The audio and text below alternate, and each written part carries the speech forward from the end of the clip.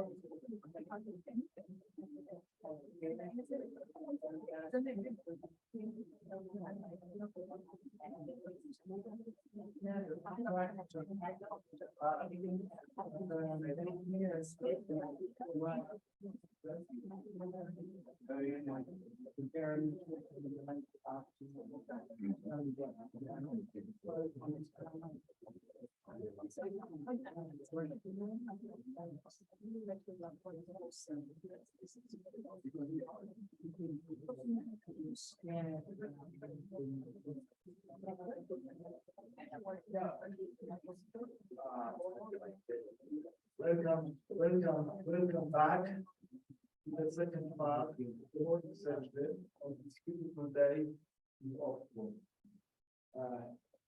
Last week I was on the other side of the channel, France, and people crack jokes about the English weather. I think they are just jails. Okay, we've got a plenary panel with 4 distinguished speakers. The panel is called Key Paradoxes of the Global Far Right in the Era of Displacement and Social Change. I will start the introduction according to the alphabet order. It's okay. The first speaker is Dr. William Allchorn. He's an adjunct associate professor in politics and international relations at Richmond, the American University in London. He is an expert on radical right extremist social movements in the United Kingdom, Western Europe, and globally.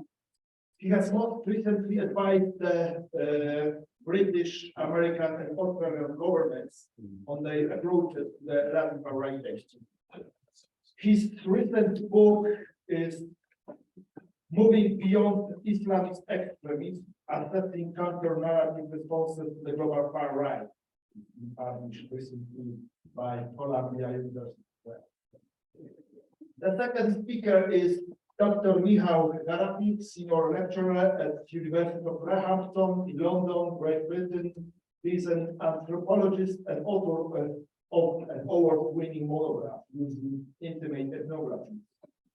Dzieci Kazimierza, 2019, the biggest children, and over 60 publications in English, Polish, French, and German. He specializes in the issues of migration, transnationalism, memory, far-right radicalization, resistance, homelessness, Polish Roma, and intimate ethnography. And his fieldwork experience includes Britain, Poland, Ukraine, and Peru. Elzbieta Korolczuk is an associate professor in sociology. She works at Soborski University in Stockholm, in Sweden, and American Studies Center in the University of Warsaw in Poland. Her research interests involve social movements, politics of reproduction, as well as right-wing populists and mobilizations against gender. Her most recent book is a monograph, Anti-Gender Politics in the Populist Moment, written by Agnieszka Graf, published by Rafal, and the book received the Bronisław Malinowski Award for Translation. The last, but certainly not least, Professor Rafal Soborski, the chair of the Global Studies Research Network. Rafal is a truly Renaissance person. He holds 3 MAs in religious studies, theology, and European studies. He obtained his PhD in political science from the University of Surrey in Britain. Currently, Rafal lectures at the Richmond University in London. We are going to follow the following schedule. We start with presentation, around 15-minute speech, and we will have 20 or 30 minutes for open door and discussion. Thank you much, and I'm inviting Rafal. Rafal, the floor is yours. Thank you very much, Marcin. Thank you for the generous introductions. Welcome to the second day of the conference.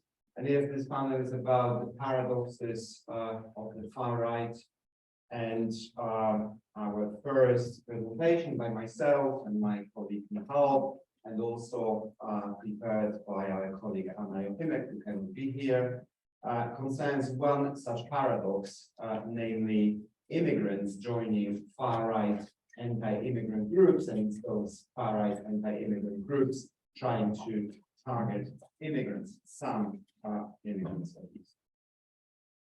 This is part of an ESRC funded study of specifically Polish migrants joining far-right groups, specifically in Britain. And how we got here? Well, I've known Michał for years. We've been friends in, I think, our undergraduate studies. And just before the pandemic, we thought that there is actually an interesting creative synergy between our research interests. Michał is an expert in Polish migrants, Polish minority in the UK. There's a book about London-Polish borders, whereas my expertise has been in ideology studies, and particularly how ideology changes when subject to global and transnational processes. And we thought we could bring these two fields of expertise together to write this project and to actually be the funding. So this is an interdisciplinary project. I'm a political scientist, political sociologist. Michał is a social anthropologist. And specifically, while bringing those two broad disciplines together, the project concerns 3 specific areas of study perhaps. So certainly migration studies, studies of urban diversity. In the case of London, some have called this super diversity. Studies of conviviality, and a very important, for us, very important concept, integration through racism. This is this mundane discourse through which migrants try to establish their place in the ethnic, cultural, racial hierarchy of the UK, trying to position themselves as close as possible to those whom they view as being in power, namely the white Brits. The second area that we focus on in this study is analysis of transnational political movements and political and social remittances, how these organizations, how these far-right groups operate transnationally, how do they learn through those transnational processes from one another. And the final field is the study of political ideologies and what happens when they are transmitted transnationally. What aspects get downplayed, what aspects become more foregrounded. We believe that this study, and this will become clear as we proceed with the presentation, and Michał will explain this in more detail, it fills significant gaps in scholarship and addresses some of the biases in scholarship of both migration and the far right. And we listed here some of those issues that we believe are problematic. Firstly, there is in both migration studies and the studies of far right this reluctance to bridge the dichotomy between natives and immigrants. Right? So the far right is treated as politics, a movement, an ideology that has risen reactively, in reaction, in response, in defense, as the far right would say, to those reductively and homogeneously conceptualized immigrants, namely not natives. There is also an accompanying normative bias in migration studies, in the studies of political engagement of migrants, in that they are seen either as passive victims of oppressive state structures, or if they are considered to be politically active, then it's assumed that they inevitably engage in emancipatory, progressive social struggles. Whereas in our case, clearly this is not the case. We see Polish migrants engaging in politics that's not progressive. We think that there is also an unexplored dimension of cultural racism, social sciences, at least from this angle where we locate our research, have not yet engaged sufficiently in those constructions of hierarchies of whiteness and belonging, particularly in post-Brexit context, and Michał will talk a little bit more about this. And finally, there is also a limited recognition of the role of diaspora politics, the engagement of the Polish state in this case abroad, and what interests, what groups, what ideas it tends to promote. Let me move to a bit of background and context. This is an important research because Poles are the largest minority in Britain. Polish is the largest, most often spoken foreign language in England. In the UK, it's number 3, following English and Welsh. And numbers of Poles living here have risen quite dramatically since 2004, when Poland joined the EU. You can see the numbers on the right-hand side. Reached over 1 million by 2016, and then declined a little bit due to COVID, due to Brexit, due to economic decline in Britain and economic growth in Poland. But still, there are around 700,000 Poles living here, so this is certainly a sizable minority now. 2 generations in most cases, and they are present in all sectors of the economy, both dominating services, in construction, in hospitality, and they are now generally spread out across Britain, unlike earlier waves of Polish migration following the Second World War. And most of Polish people here accept British liberal democracy. and live peacefully and are well integrated in the society. But there is a small but vocal minority that has engaged in acts of far-right violence or generating far-right hate speech online. And this has been widely reported by the media, also by Polish NGOs operating here.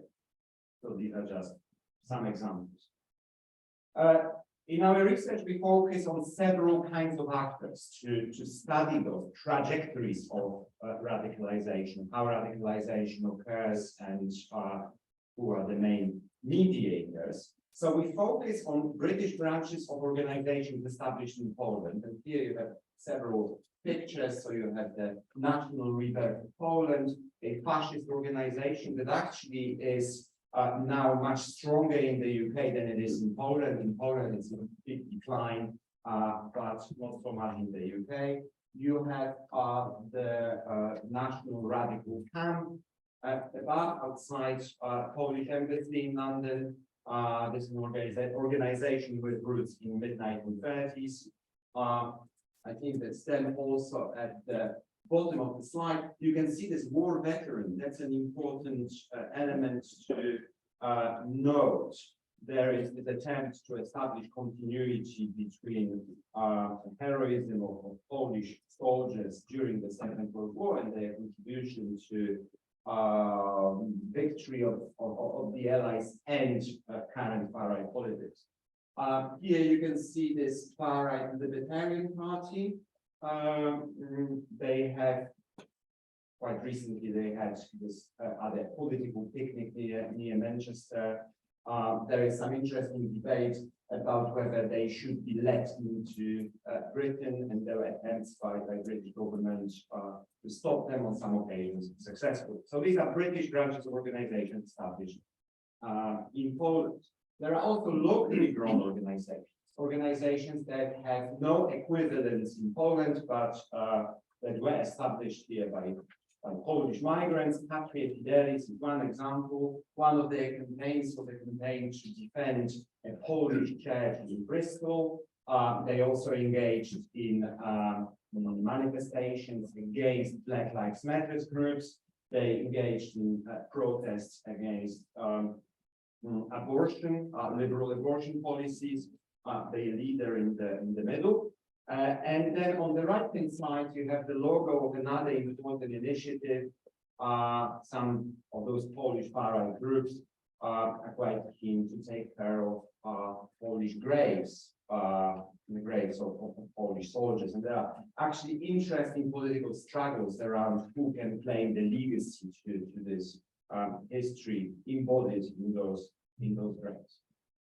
And then, capturing the transnational dimension of this phenomenon, we also have British far-right groups, as I mentioned at the beginning, actively recruiting Polish migrants. So on the left-hand side, that's Jada Franson from Britain First. That was a few years ago, and specifically trying to convince Poles to vote for Britain in the election. In the middle, the English Defence League, which had a Polish branch for a period of time. And on the right-hand side, you can see Tommy Robinson, former leader of EDL, who regularly visited Poland and reported from the Independence March that takes place on the 11th of November each year, and as Michał will discuss, is one of the largest events of the far right in Europe.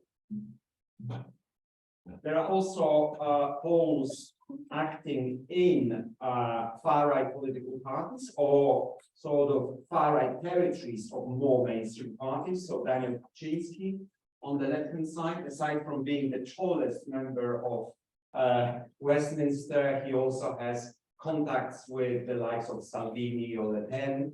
Well, the tensions between him and Boris Johnson. So even to the take of Boris Johnson, of course, he worked much on the right. And then you have Sebastian Ross, who is an activist of the far-right Libertarian Party that I showed on the previous slide, but here campaigning, standing for UKIP. So an interesting combination there. I've also mentioned those Polish states diaspora engagement policies. Polish government have been known for supporting some of these groups. Poland has been under the control of what I would consider far-right party law and justice. So here you see concerns in the press. Finally, another development that we found and are trying to study is the Warriors of Mary, all male fraternity. We suspect that there is development in that direction, that this is the safe haven for some of those far-right groups. After all, what could be wrong with the religious organization? Perhaps there is a possibility to evade the control of the authorities. The group was established in Poland, but is extremely active in Putney, in London, and in some other locations. So the question is, what is really going on here? Why are immigrants attracted to far-right groups? And how come British far-right groups are recruiting them? And for explanation, I'll turn to my colleague. Thank you very much, Rafal. Well, we won't be able to give you all answers to these questions. As Rafal mentioned, the study is just at its early stages. We're still just entering the field. So the ethnography is still ahead of us. But there are certain factors that we need to take into account. And the most important is that all these, for someone not familiar with Polish history and Poland, details that might be confusing, strange, all these graves, soldiers, and historical references are really important political and cultural symbolic capitals. They provide certain resources for global far right. And this is quite interestingly shown and evidenced by, for example, the fact that Donald Trump, for his first visit to Europe, decided not to go to Brussels or Paris or London or other Western capitals, but also was the place where he decided to go first on his first European trip, and where he positioned Poland as this bastion of all traditional values, the European values, Western values, which Poland allegedly defended throughout all its history. And there was a very strong military, symbolically rooted in history discourse there. And Trump was very adamant there, and interestingly also he was met with quite a good response. As you might remember, some worry about this entourage that if he goes to any other capital in Western Europe, might basically be met with strong protest, one being very nice on the screens. Now, in Poland, it happened. It's not that everybody was praised this fan of Trump, but still, it was probably a good response to Donald Trump. And so globally, Poland does resonate there. And as Rafal mentioned, on the 11th of November, every year, there is a big ritual march, a celebration of, historically, it's a celebration of Polish independence state, but it's grown into a hub of transnational far-right groups with activists from US, Canada, Italy, Hungary, basically linking up, networking, exchanging information and ideas. So this kind of Poland has developed this ritual space to speak to for a reproduction of certain ideas and symbols. However, we still are kind of uneasy with that because it's not that those export nationalistic ideas as this kind of Eastern European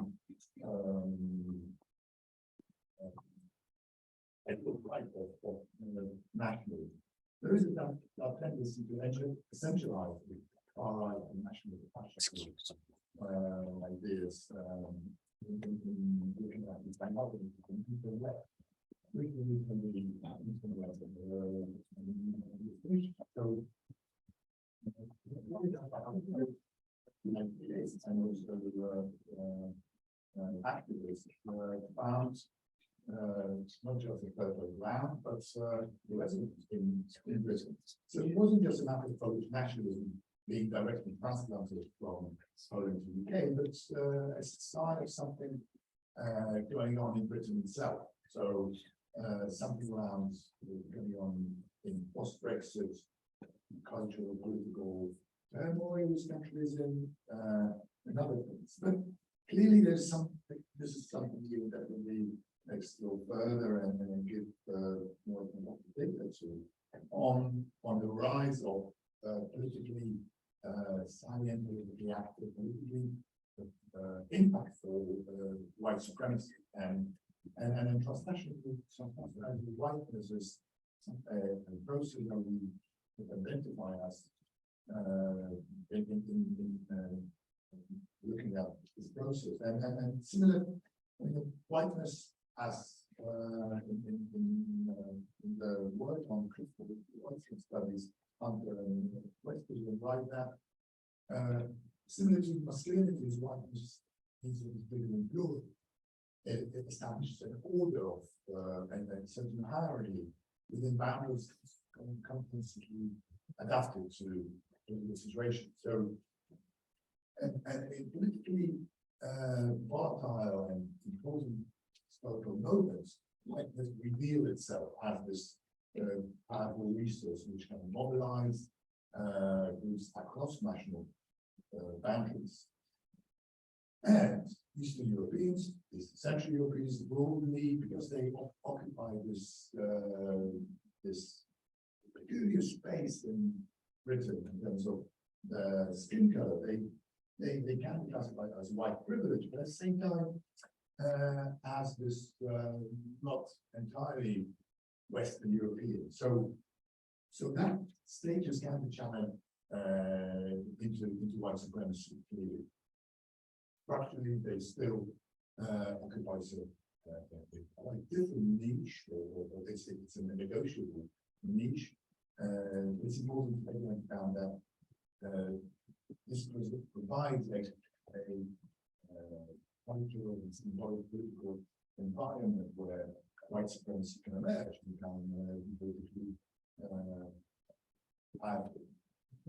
So in essence, it's the development of that notion developed through by Fox and Mogilska, a formal, they call it sometimes psychological integration,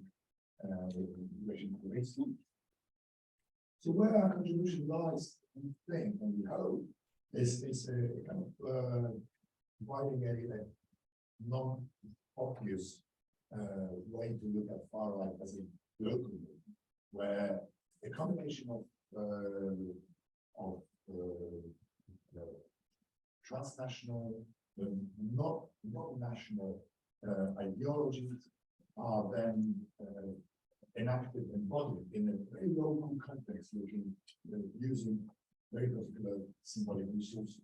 So we still have our independent looking at these processes of our identification and political digitalization of what it means to be white, British, European, against the new enemy, new other, new, however constructed, threat to Western supremacy, white supremacy.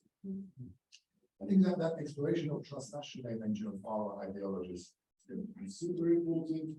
It's about organizations, symbols, and obviously, as we've seen, there's a lot of death there, a lot of graves, a lot of references to military past. That's also very politically important and activating certain ideas. So how these ideas circulate in a transnational milieu will be of the study, and how exactly and why ethnograpically and look also through the eyes of activists This is something we hope we will tell you about next year or in following years. So watch this space. Thank you.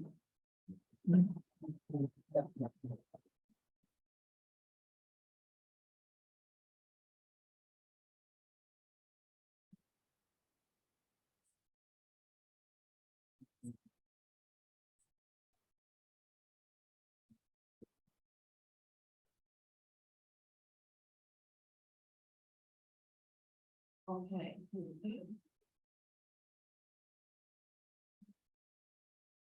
Yes.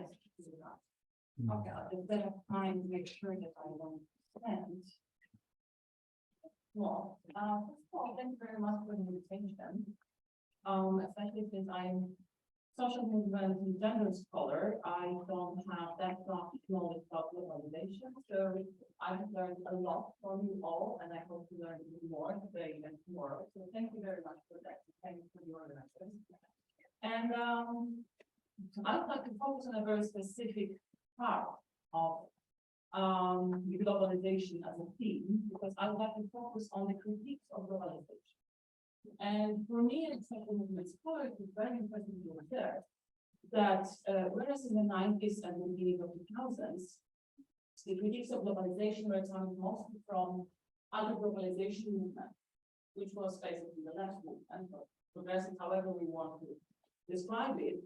By 2016, 2023, it is the right, and often the extreme right, which offers the most intense, or at least widely heard critics of globalization.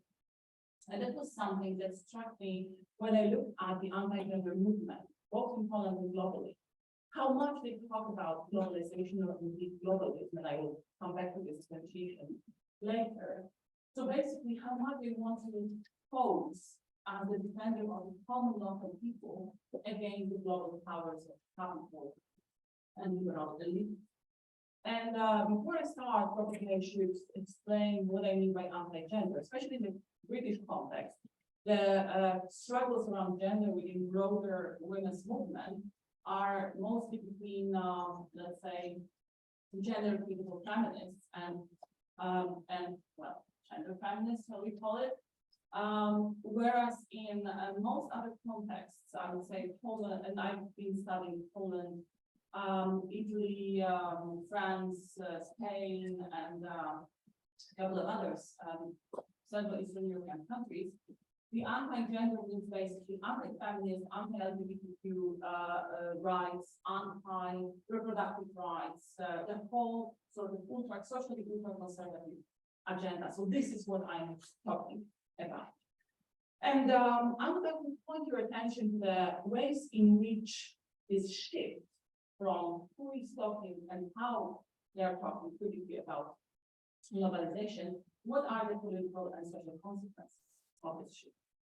And I would like to look at the ways in which the anti-global, of course, because it is global, anti-gender movement have framed globalization as a threat. But also I would like to focus on the issue of gender and how gender plays out in these discourses and narratives. And first, probably I should explain to you what is the anti-gender movement, because it has its iterations, it has its global places and networks, but it has also local elements. And of course, as it is usually the case with socially conservative ideas, the religion is there. So if we dig into the origins of the anti-gender discourse, we can look at the Vatican and its efforts in the United States to stop institutions such as UN even use the term gender in its international treaties or documents, and basically that was very much concerned with women's rights and reproductive rights at the moment. But if you look at the ways in which this movement has evolved, you can clearly see how it has become an actual social movement with the grassroots element in it, and how it moves towards a political movement. And when it comes to the policy goals, It differs in different countries, of course. In Sweden, where I work, it will be mostly against gender studies, gender theory, anti-discriminatory, norm critique education in schools. In countries such as Poland, it will be abortion, reproductive rights, very obvious anti-LGBTQ positions. And of course, on the international level, it will be, for example, the Istanbul Convention, which aims to protect women from gender-based violence. And as I said, it is, and that was the origin of my question yesterday with the plenary speaker about the illiberal civil society, because it is a clearly case of illiberal civil society, in a sense that these are organizations which are both local, national, and transnational. And you have a lot of networks, a lot of platforms which bring those people together. And I had a pleasure to be at the conference of the World Congress of Families, an organization established in the 90s in the United States with the help of some Russian intellectuals. And they have organized these big congresses in many cities, like Madrid, Mexico. In 2019, I was in Verona. And it was very interesting to observe something that we have conceptualized together with Agnieszka Graf as opportunistic synergy. This synergy between civil society actors, religious fundamentalists, and political actors, especially from populist right. So we think that actually connecting with those socially conservative ideas help populist actors, populist parties to sort of strengthen the ideological core, which in the case of right-wing populism often happens to be quite weak, quite, I would say, elusive. And here we have, Mr. Salvini, by then the Prime Minister, who has been really enjoying a lot of attention, a lot of applause during the World Congress of Families. And Giorgia Meloni was one of the guests there as well, and she's an excellent speaker, I must say. I was really impressed by her because she knows how to make an impression. And of course, now she is the Prime Minister. That as the female, gender Prime Minister, which is supposed to show that we have gender equality. We do have a lot of gender equality on the right, actually. That's something that we should look at more closely.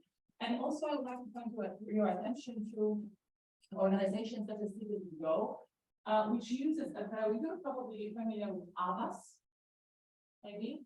Anyone signed petitions for Abbas, for example? Move on. Most of them people here. I'm surprised.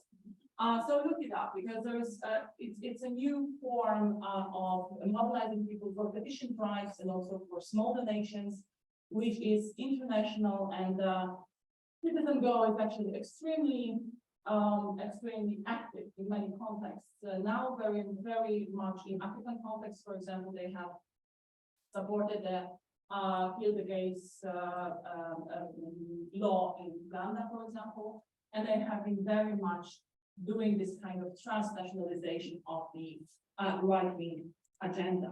So if we look at that, we can see that these guys are very much global, but at the same time, they are very vocal against globalism. But before we move to the question of globalization, let's look at how they signify the concept of gender, right? Which have been around for quite a long time. Of course, there are a lot of discussions within the family theory or gender studies. What is it? Is it fluid? Is it constructed? Is it something that is connected to biological sex by definition or not? But at least for the last 10 years, we have tendency for classification of this term in a new way. So gender has been signified, first of all, as this kind of floating concept, floating signifier, linking those shifts in gender identity, sexuality, kinship, reproduction, family, which are often seen as dangerous by the right. But at the same time, what's happening is that gender in the discourse has become a way to strengthen, but also to moralize the binary between local and global, authentic and colonial, sovereign and colonial. So this has been both, I would say, spatial dimensions that was very much tackled in this discourse, but at the same time, moral ethical dimension attached to that. And it is not a coincidence that gender has become useful for different groups in different contexts to actually create this sense of being an underdog. So gender, especially gender theory or gender ideology, has been equated with ideological colonization and hence global, right? And Garapich, who is a German sociologist, probably better known in other countries, especially Poland, Croatia, and Central European countries, rather than in Germany, because published a lot of books on the dangers of sexual, sexual ideology or sexual change. She said the global, and I quote here, the global sexual revolution is now being carried out by power elites. These include international organizations such as the UN and the EU, global corporations like Amazon, Google, Microsoft, the big foundations like Rockefeller and Guggenheim, extremely rich individuals like George Soros or Warren Buffett, and non-governmental organizations like an International Planned Parenthood organization, federation. So in a way, the changes in sexuality, identity, family are being recast as an elite project, then sort of used to colonize local populations. And you can see here the banner from one of the protests that I attended in Poland, and with this phrase, gender as Ebola from Brussels. So there's really this element of evoking contagiousness, evoking the idea that gender is basically a disease, and it is foreign, and you should really look closely, where did it come from? Where did the colonizers came from to colonize us? And here we come to the question of globalization or globalism, how it is reframed in connection to the question of actual colonization and anti-colonial struggles, because I think that this is exactly where the really important part comes in. So this ideological colonization by gender, and then of course you can use different terms such as cultural Marxism, you probably have heard that, or wokeism, or cancel culture. Depending on the context, they will have more or less traction. They become part of a project of elite intervention. And this is exactly where the anti-gender discourse verges or actually smoothly transforms into a conspiracy theory. And this is exactly where some anti-Semitic elements come into it. And my friend Michał have analyzed it in details, because it is quite often that if we have the sort of anti-elite discourses, especially connected to economic elite within extreme right, it's not far away from saying that these are the Jews who are, of course, trying to colonize and trying to rule us. And here, of course, we have this connection of the Jewish people as morally corrupt, as perverse, and the process of colonization by gender. And it is very important that when it comes to the critiques of globalization, these actors are very much focused on something that, following up on the right, we can call as ethnoscapes and idioscapes, right?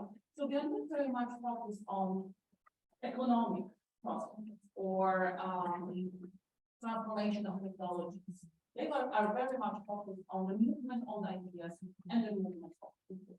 And this is actually where the question of racism and Islamophobia comes in, because the critiques of economic elements of global capitalism are very much linked to the idea of moral corruption of this epidemic.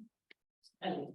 So in that sense, they create this tight connection between the global elites of rulers, let's say, perhaps Jews, of course, who are trying to actually dissolve the nation and the family, which is the foundation of the nation, in order to push for mass migration, which then will create a new class of people around the globe who will be subjected to this colonization because they will lack strong cultural ties, strong ideas, and so on.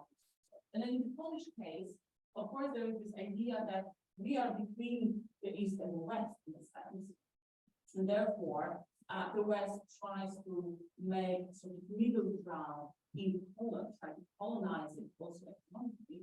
Therefore, at least until the war on Ukraine broke, the idea was that Russia was the savior of the West from its own corruption. So, to conclusions, what is the outcome of that?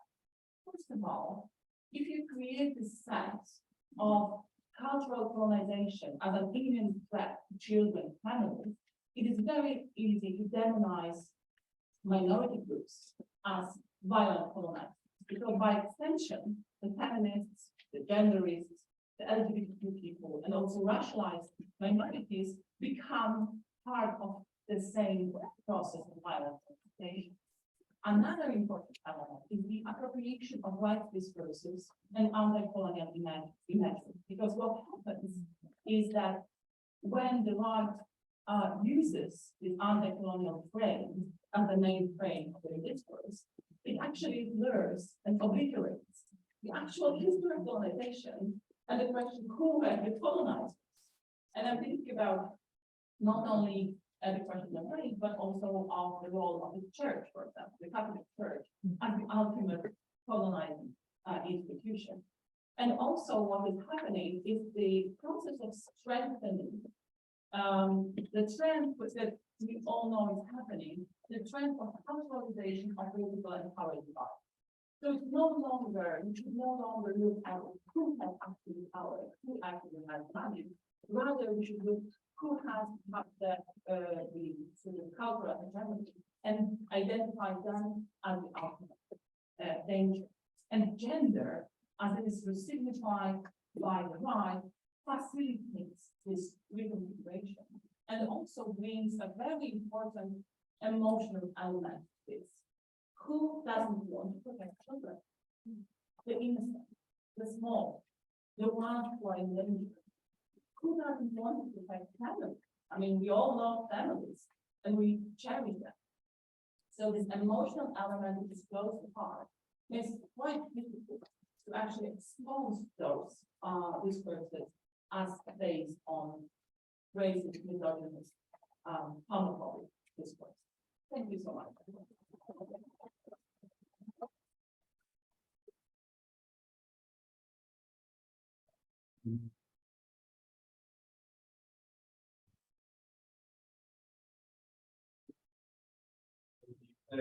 Just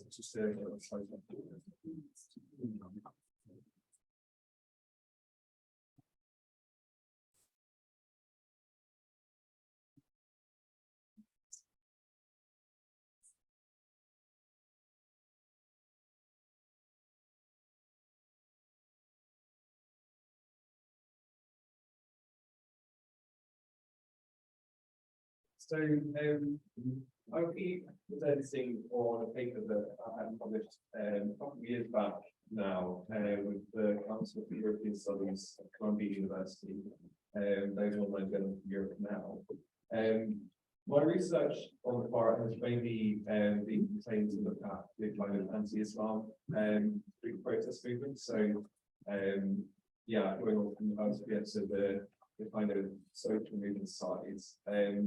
And in this paper, what I was keen to examine is how the far right uses kind of free speech defenses as part of the strategy of othering.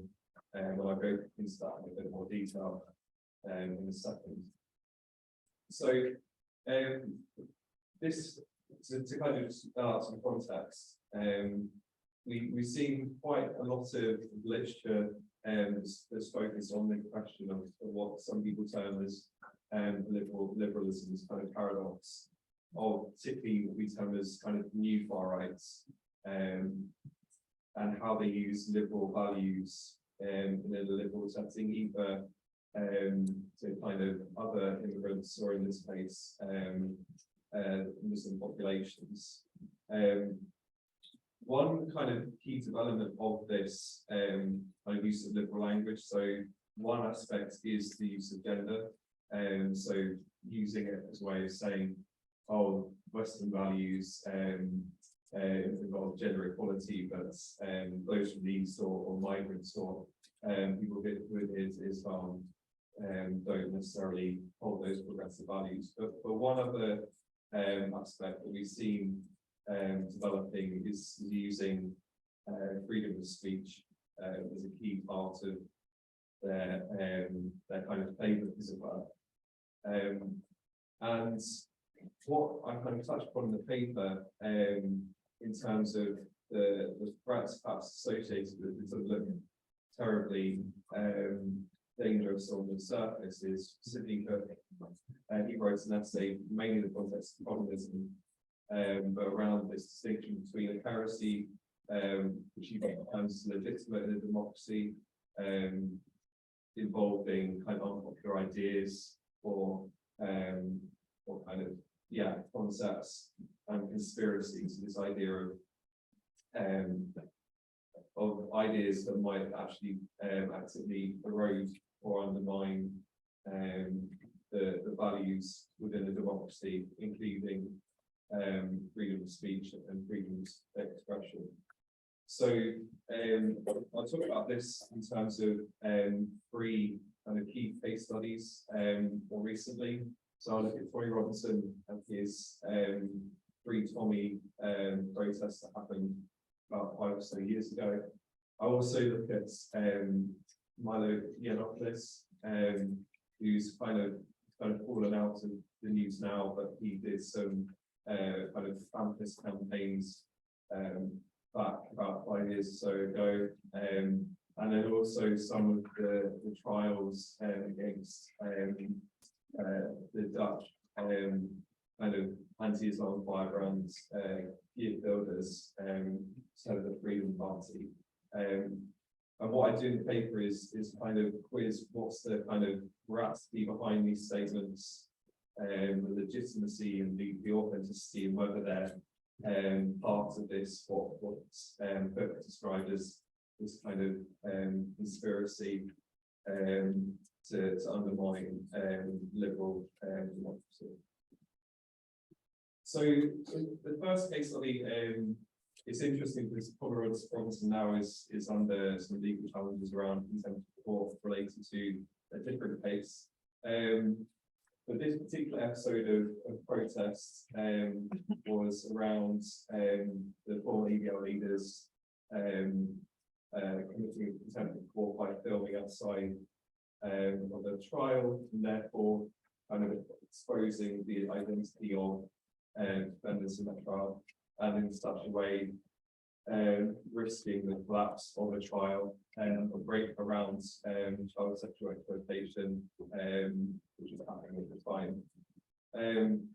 And what's quite interesting in terms of monitoring some of Tory Robinson's discourse during and around these protests, it certainly doesn't shy away from again being involved in legal action. Was really trying to connect it with this narrative of being kind of silenced, as you can see from some of the placards that were being held, and how he was sort of this champion of free speech, and he goes into this quite a lot in his kind of autobiography as well, which is titled Enemy of the State. Robinson's supporters also kind of continually used bridging narratives as well, in order to kind of connect this with the core kind of ideological kind of claim, as it were, of his activism, which was that basically he was kind of voicing critical stances around Islam, and that's why he was being kind of imprisoned, it's kind of maybe a plot by the state to shut him up. And then another interesting one when it comes to free speech is this kind of I'm terming here as anti-racism, or kind of a reversal of anti-racist language, basically saying that that anyone who engages in kind of criticisms immediately gets shut down, but also using the language of being this kind of embattled minority. So a key legacy effect of this has been Tommy using these kind of narratives around victimization and connecting these free speech. The next case study is Michał Galent. He recently came to light as being involved with Kanye West's kind of anti-Semitic meltdown. Don't know whether these stories are particularly true. But back in 2016 and 2017, to give you some context, he was kind of a key light within the US alt-right kind of scene. He was going around doing kind of free speech type tours in the US. One thing that's kind of borrowed from this alt-right subculture is that Galent used a lot of humor and jokes, mainly as a way of putting forward his kind of plausible deniability around using either kind of racist or hateful language. Another one from some of the speeches that he made at various campuses, a lot of these were shut down, unfortunately, was again using free speech claims of victimhood, and he was kind of saying that he was saying that, oh, I'm trying to be outlandish and kind of edgy, I'm not kind of really necessarily believing what I'm saying, I'm just kind of trying to be provocative. So in terms of the bottom line here, he also engaged in some kind of anti-Islam language. He talks about kind of Islam as being equal to hate speech, and Islam as an ideology as opposed to religion, which is often quite a key rhetorical strategy used by these kind of Islamophobic actors. But he tries to mask his kind of intolerant rhetoric using this kind of banner of free speech and calling out the conflict truths. Now, the final case study that I discussed in the paper is gear builders, and two trials in particular. One was unsuccessful around some comments he made about the Quran promoting terrorism in 2010, and then another in October 2016, which came off the back of some comments that he made in the 2014 general election, making a crowd chant for fewer Moroccans in the Netherlands. And that was successful. That was mainly related to what happens in terms of his targeting of specific people groups. That has a bit of a lower kind of criminal threshold in Dutch law in relation to hate speech. So again, Builders is keen in his kind of statements in relation to these trials and trying to authenticate his position as a victim and this free speech advocate. He again suggests that that he tries to kind of broaden the kind of stakes, as it were, in terms of the trial, suggesting there's kind of political and that it's being used as a broader kind of strategy to silence and scapegoat radical political thought. This is particularly instructive in terms of how state actors play a role in kind of critiquing and counterbalancing some of these free speech defences. If we go back to Tommy Robinson, the judge there was very clear in his verdict. He was sort of saying you're kind of using this kind of strategy of free speech that actually you're involved in the terms of court, which ultimately would have led to the freedom of people who were later prosecuted for fairly kind of serious offences. So we do see some kind of state pushback. So just to conclude then, in terms of overall findings, these free speech defences are used as bridging narratives to other narratives. So it's interesting how they use this liberal language as a way of kind of popularising some of the more progressive elements of popularizability. They use victimization as kind of a key powerful emotive tool, as well as accusations of silencing. Alexander Rosen talks about this in the 2014 article based on some earlier kind of mobilizations by Tommy Robinson on this issue. And also this kind of sense of of using this kind of pushback against being labelled a racist, which often these movements, new far-right movements, they're trying to distinguish themselves from the old far-right by saying, no, we're not racist, we just critical multiculturalism, which is what activists talk about to Hillary Clinton in her 2016 book. So what often happens in this discourse is also a kind of reversal of victim and perpetrator. So often, despite the kind of horrific acts that they've been associated with, they try to kind of frame themselves as a victim. This is a brief way that talks about in her 2015 book. And free speech is used in a way that's obviously regressive in terms of state institutions and free speech itself. These acts have very big megaphones, as it were, in the public sphere, and ultimately their ends of othering or kind of diminishing the rights of minorities is actually eroding the possibilities of free speech for other people. So I think I'll stop there and take a lot of questions and Q&A. There's a QR code to the article on that final slide. So thank you.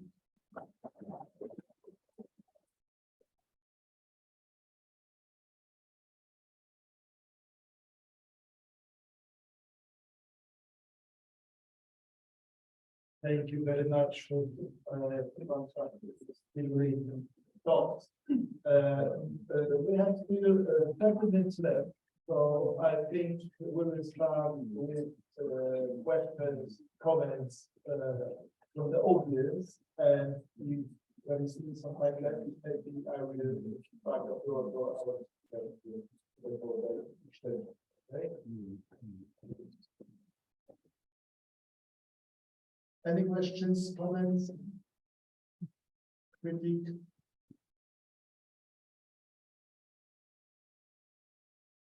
Okay.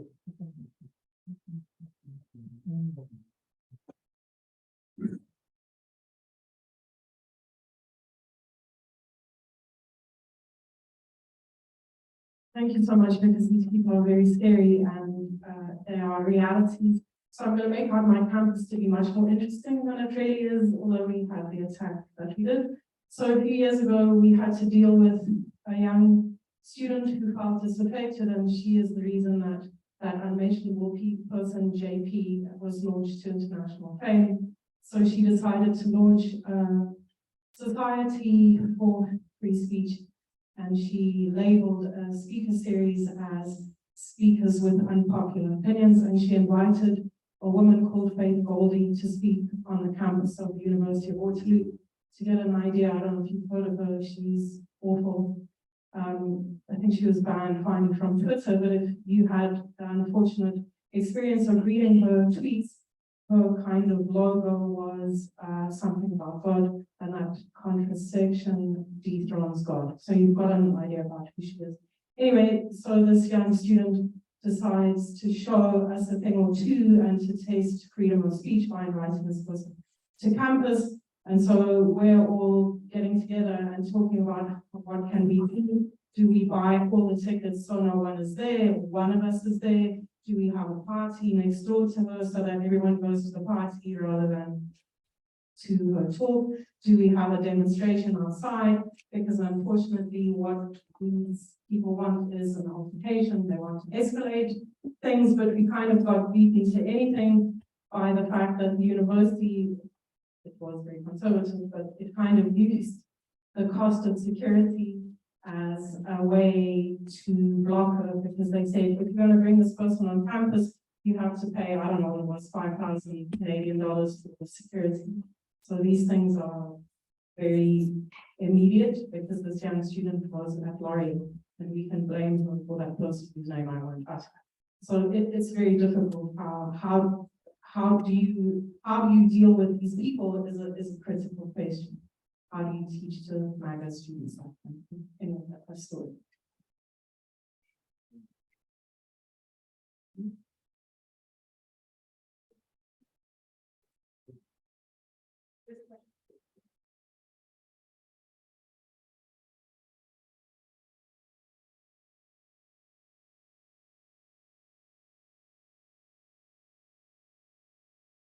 I guess I'm kind of timely in response to the comments, but it seems to me after hearing the discourse from the panel that even at our core, those of us who don't consider ourselves parts of these movements have some very similar values, but they have been perversive in other ways. I wonder if the panel has any suggestions for trying to find that common ground where, when we talk about human rights, that's really, when we talk about the family, like we all, I think, can agree that we want to support the same things, but when they have been so perverse, I don't know if you guys have any ideas for teaching or coming together where we seem to have very similar values, but they seem to have been polarized.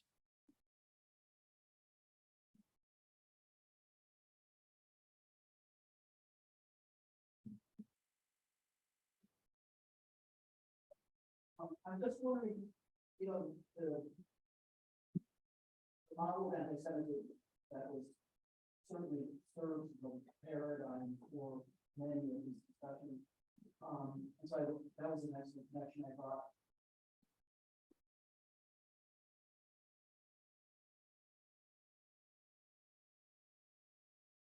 The other thing is I'm wondering to what extent these are arguments that are really kind of about legally.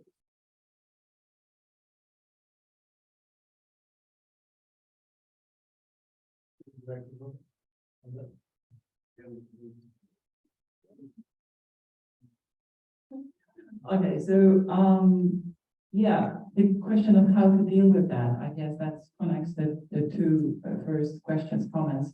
I think that we have to really go case by case, because I think especially at the university, the question is what is the difference, especially within the university as an institution, between freedom of speech and academic freedom.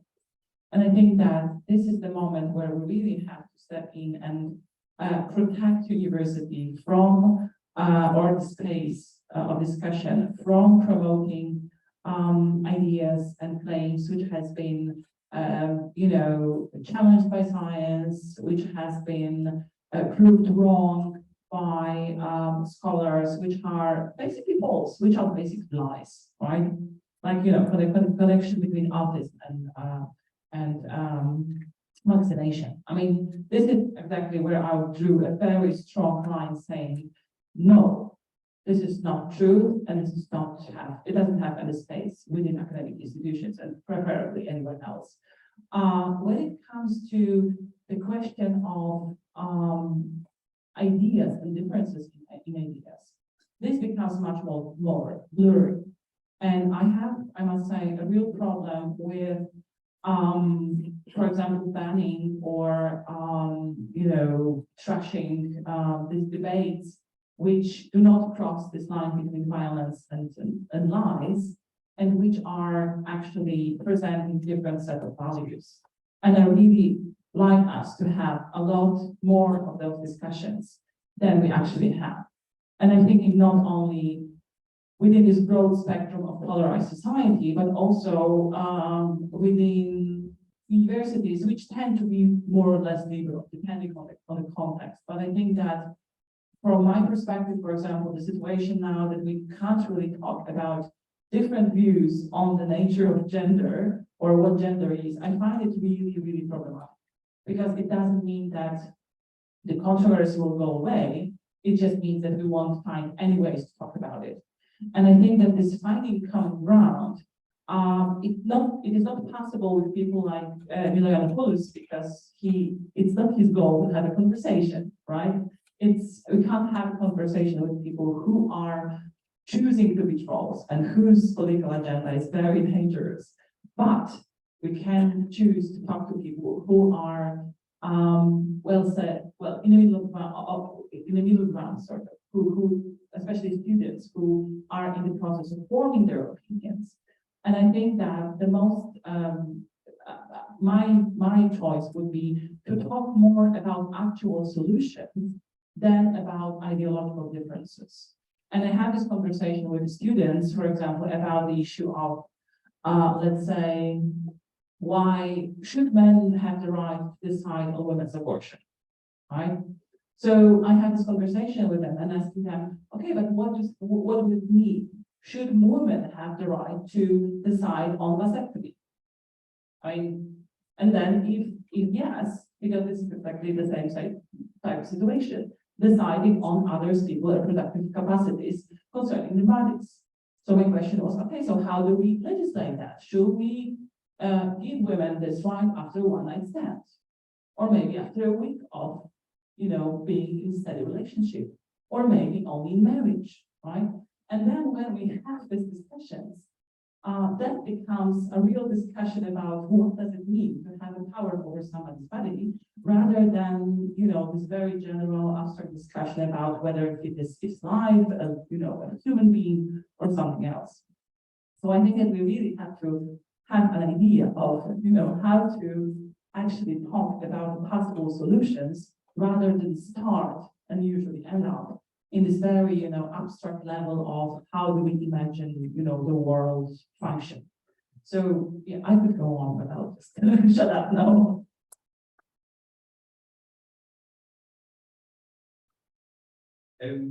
I've done quite a bit of research in terms of council narratives, so I probably speak to that. I think at an organisational level, it's good to kind of, yeah, the no platform policy is a fairly good way of stopping these movements from kind of growing and metastasizing. There's obviously kind of key fallouts or dilemmas around that in terms of fueling grievances. In terms of like council narrative research, what's interesting there is that a lot of scholars looking at it in relation to extremist and terrorist organizations and movements find it better to talk about kind of alternative narratives. So thinking about ways that you could probably open up a different kind of discourse or possibility of discussion outside of the main kind of arguments and tropes that these groups kind of delve in, because what happens is you end up giving legitimacy perhaps to their kind of discourses and narratives. So that's one way of kind of seeing a way of kind of flipping the switch in terms of trying to kind of outmode them, as it were. But then, yeah, it goes back to that question of how to kind of to combat inauthentic expressions of kind of liberal values, which is quite a difficult one, especially when on the surface they kind of try to present themselves as kind of the kind of the capacity is quite hard. I think from the left or kind of progressive left to try and unpick some of these kind of complexities around what they're trying to do in kind of public discourse and debate. So any good answers around that are very much welcome. Well, thank you. I mean, 5 minutes. Okay. I'll be sure. I would like to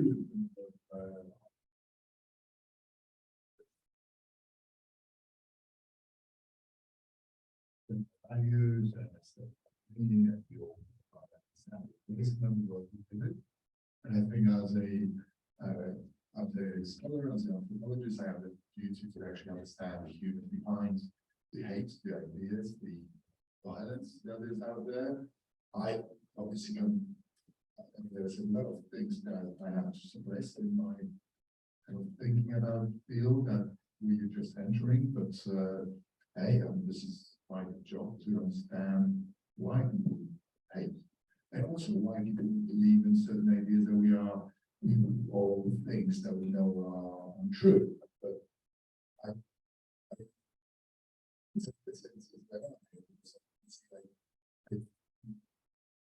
there's some scholars might always engage in trying to counter, for example, narrative around the that. And yes, it might be a productive engagement. I see my task, and I think scholarly in the disciplines, one of the tasks is really, it doesn't matter how you actually find here is the relevant is why that particular idea, what they believes that it was that. Read the stuff. And you see that we translate into simplicity. Quality and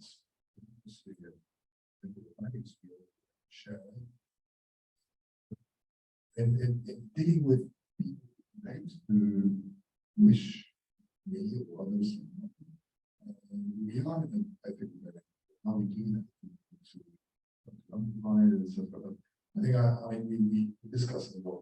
I think imagine the ethics of research is very it's a nice, it's a fascinating area. So at the same time, I agree that there's this lovely expression by Joe Busher, stuff on the and Tom Robinson as well, of the non-dehumanizing principle. It raises the models of family is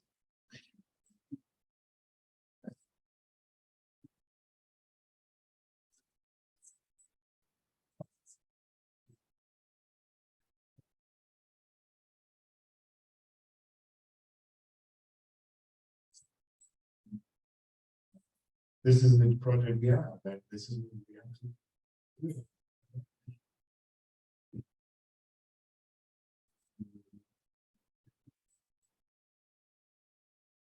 I think I have very little time to say very briefly. 2 minutes, okay. I can only echo Michał in this respect, and this reflects the debate that we've had. I mean, as a person with a certain set of values, I would like the far-right values outright defeated, right? But at the same time, as a scholar, I have a duty to understand and to see the person behind the ideology, at least in this professional capacity. That's what my duty is. As for how to deal with preaching of hate and far-right individuals gaining access to public fora. I mean, we don't have an unequivocal answer, but what we aim to study are the implications of the policies of the British government, which banned access, which banned entry for some Polish far-righters into the UK. We suspect that some of them actually were delighted with this, that it really gave them this platform to project themselves as victimized, as oppressed, as, you know, that's what we told you, right? There is no freedom of speech. I don't know yet what we'll conclude. We'll be studying this quite closely, but we see that there is such an opportunity for them. So I'm not sure what the solution should be. Thank you. Okay, we start with